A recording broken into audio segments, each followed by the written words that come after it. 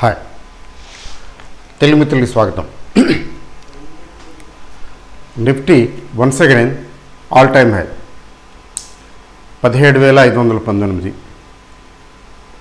ఈరోజైతే అడ్డు ఆపు లేకుండా అలా పెరుగుతూనే వచ్చింది. అస్సలు కరెక్షన్ దాదాపు రాలా. నార్మల్గా మార్కెట్ ఏమవుతుందంటే కొంచెం ఒక స్థాయికి పైకి తీసుకెళ్ళిన తర్వాత మళ్ళీ కిందకి తీసుకొస్తారు.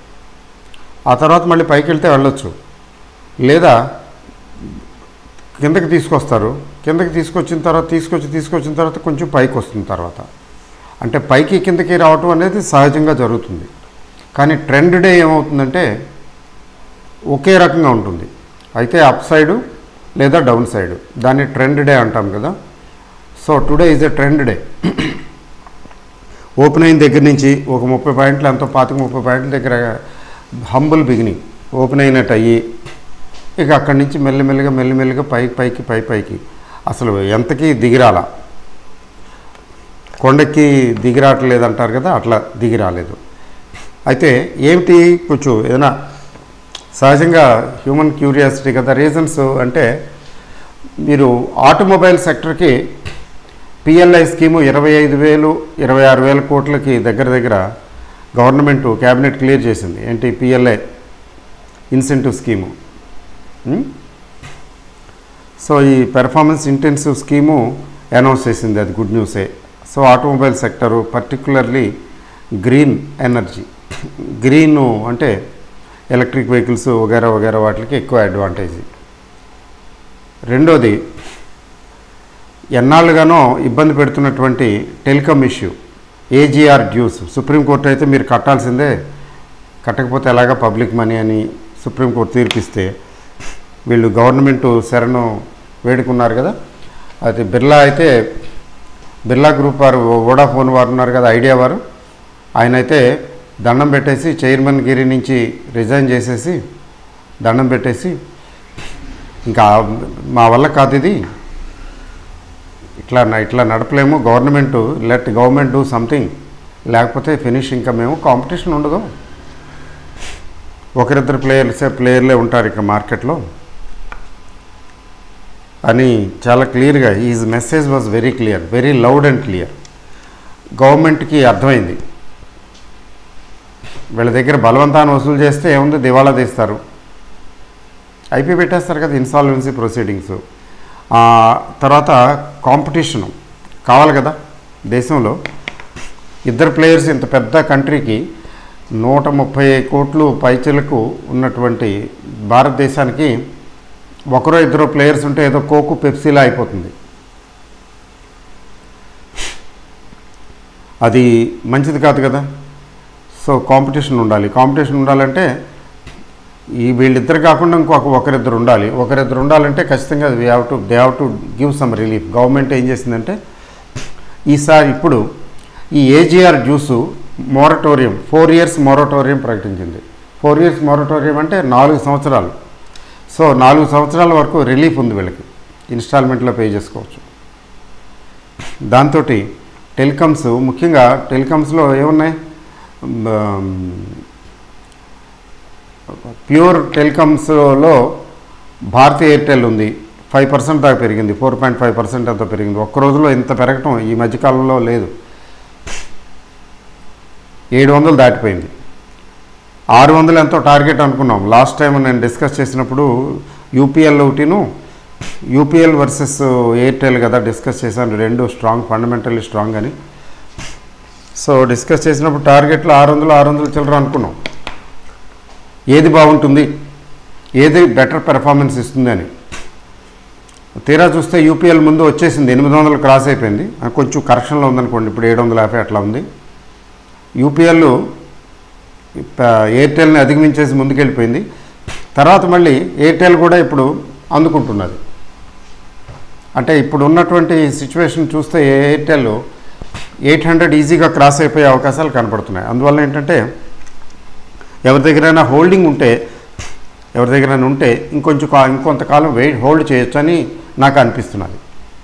తర్వాత మీ డెసిషన్ మీది, I'm not responsible for that. Me decision మీది, ఇలా అనిపిస్తున్నది నాకు. యూపీఎల్ ఎలాగో హోల్డ్ చేయదగిన కంపెనీయే. ఈ రెండు కూడా 800 క్రాస్ అయి పైకి వెళ్ళేవే. పైగా మార్కెట్ బుల్లిష్. మార్కెట్ ఎంత బుల్లిష్ అంటే ఎవ్రీ టైము ప్రతిరోజు new time, new highs, all time high, all time high, all time high. Sellers లేరు మార్కెట్లో. బెదిరి పారిపోయారు. ఎక్కడెక్కడ బెదిరి ఎక్కడెక్కడ దాక్కున్నారో, ఎక్కడెక్కడ నక్కున్నారో తెలియటం లేదు. తుపాకీ కూడా దొరకటం లేదంటారు కదా, అలా అయిపోయారు బేర్స్. ఎప్పుడైనా కొంచెం ఇప్పుడు తగ్గుతుందేమో అనుకుని కొంచెం షార్ట్ సెల్లింగ్ చేయటం, చేతులు కాల్చుకోవటం అది జరుగుతున్నది. అయితే బ్యాంక్ నిఫ్టీలో కూడా అలాంటివి జరిగే అవకాశం ఉంది. ఎందుకంటే ఈరోజు బ్యాంక్ నిఫ్టీ వచ్చినటువంటి సిచ్యువేషన్ చూస్తే ఏమనిపిస్తున్నదంటే, అంటే స్టెల్త్ యాక్షన్ అట్లా అంటారు. అంటే చాటుగా పెంచేయటం, పడేసినా కూడా చాటుగా పడేయటం, చాటుగా పెంచేయటం అంటారు కదా, అట్లా జరిగింది ఈరోజు. యాక్చువల్గా 36,600 ప్లస్లో ఓపెన్ అయింది, నెగిటివ్లో ఓపెన్ అయింది బ్యాంక్ నిఫ్టీ. ఓహో ఏంటి బ్యాంక్ నిఫ్టీ వీక్ అని అనిపించడం కోసం కొంతమంది ఔత్సాహిక కళాకారులు షార్ట్ సెల్లింగ్ చేసేస్తారు కదా, ఇంకేముంది అయిపోద్ది కాబోలే, లేకపోతే ఉన్న లాంగ్ పొజిషన్ కొట్టేస్తారు కదా. మెల్లిగా అక్కడి నుంచి కొద్దిగా కవర్ చేసుకుని లేపేశారు. ముఖ్యంగా లాస్ట్ 3-4 సెషన్స్ నుంచి 5 సెషన్స్ అని చెప్పాలి, హెచ్డిఎఫ్సి బ్యాంకుని పెరగకుండా జాగ్రత్తగా నొక్కి పెట్టుంచారు. ఐసిఐసిఐ కూడా దాదాపు లాస్ట్ 2-3 సెషన్స్లో ఏం పెరగకుండా జాగ్రత్తగా కష్టపడ్డారు, పడేశారు చెప్పాలంటే కొద్దిగా లైట్గా. ముఖ్యంగా ఎస్బీఐ లాంటిది ఎలాగో పెరగలేదు, రేంజ్ బౌండ్లో నడుస్తున్నది. అంటే డెలిబరేట్గా వాటిని అట్లా ఉంచారనమాట రిజర్వ్లో. Any time it may pick up, they may. అవి హెచ్డిఎఫ్సి బ్యాంకు ఐసిఐసిఐ బ్యాంక్ కనుక, హెచ్డిఎఫ్సి బ్యాంక్ ఒక 10-15 పాయింట్లు ఎక్కువ అక్కర్లా, ఓ 10-15 పాయింట్లు హెచ్డిఎఫ్సి బ్యాంకు, ఒక 5-10 పాయింట్స్ ఐసిఐసిఐ బ్యాంక్ పెరిగిందంటే చాలు బ్యాంక్ నిఫ్టీకి వచ్చేస్తుంది అన్నట్టు. ఈరోజు ఎస్బీఐ చూసారా, గమనించారో లేదో, ఎస్బీఐలో బ్రేక్అవుట్ నేరో రేంజ్లో నడుస్తూ ఇది SBI narrow range 429, 436 range bound. ఇది చాలా రోజుల నుంచి నడుస్తూ ఒకసారి బ్రేక్అవుట్ అయింది, 444కి వచ్చేసింది. దీని నెక్స్ట్ టార్గెట్ ఎంత అంటే 457 అని చెప్తున్నారు, 456 పోనీ. అంటే ఇంకో 10 పాయింట్లు ఈజీగా రావచ్చు ఎప్పుడైనా, ఎనీ టైం.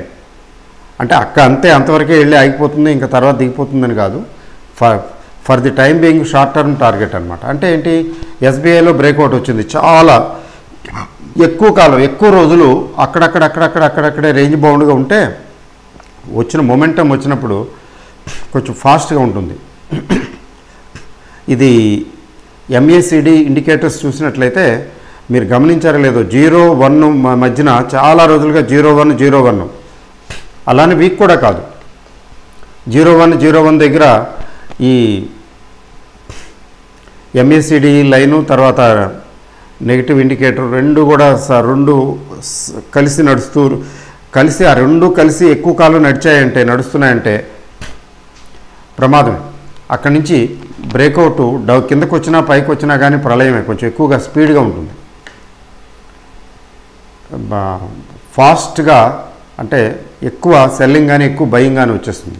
ఈ బ్రేక్అవుట్ ఎస్బీఐ బ్రేక్అవుట్ కొంచెం అప్ సైడ్ వచ్చింది కాబట్టి ఇది ఇంతటితో ఆగకపోవచ్చు, ఇంకొంచెం పెరగచ్చు, అలా అని అనిపిస్తున్నాయి, టెక్నికల్స్ అలా చెప్తున్నాయి. సో ఎస్బీఐ పెరుగుతూ ఇప్పుడు ఈరోజు కూడా ఒక 0.5%కి పడేశారు హెచ్డిఎఫ్సి బ్యాంక్ని, కానీ మొత్తానికి రికవర్ అయిపోయింది. దాని పర్యవసానం తర్వాత ఐసిఐసిఐ బ్యాంక్ తీసుకున్నట్లయితే దానికి సపోర్ట్ నుంచి అప్ సైడ్ స్టార్ట్ అయింది మూమెంట్. సో ఇది చూస్తే హెచ్డిఎఫ్సి బ్యాంకు 50-50గా కనపడుతున్నది, కానీ ఐసిఐసిఐ బ్యాంకు మరి ఎస్బీఐ లాంటి స్టాక్స్ చూస్తే బ్యాంకు షేర్స్లో బయ్యింగ్ అనుకున్నాం కదా, 1-2 రోజుల కిందట అనుకున్నాం కదా బ్యాంక్ షేర్స్ మీద పడతారేమో, బహుశా అదే మిగిలింది. దాంతో ఇంకో మరోసారి పైకి, ఎందుకంటే బుల్ మార్కెట్లో ఇదే జరుగుతుంది, బుల్ రన్లో. అట్లా అనుకున్నట్లుగానే మొత్తానికి బ్యాంక్స్లో బ్యాంక్ నిఫ్టీ షేర్లలో బయ్యింగ్ కనపడుతున్నది.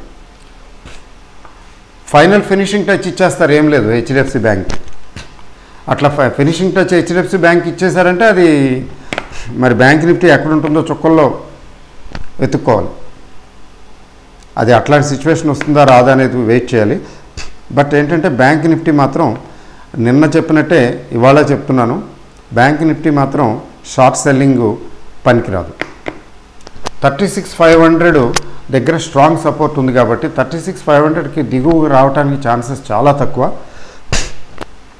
అలా వస్తే మాత్రం ఫినిషింగ్ అప్పుడు.